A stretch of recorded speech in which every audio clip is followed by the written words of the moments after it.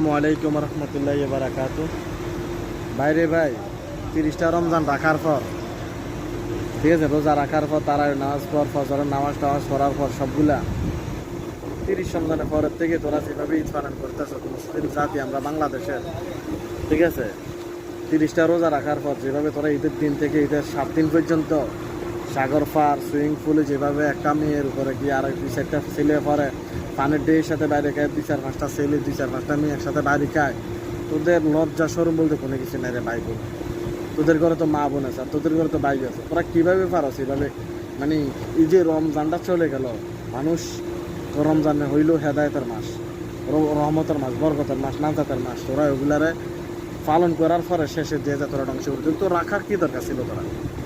এটা হচ্ছে আমাদের মুসলিম কান্ট্রি।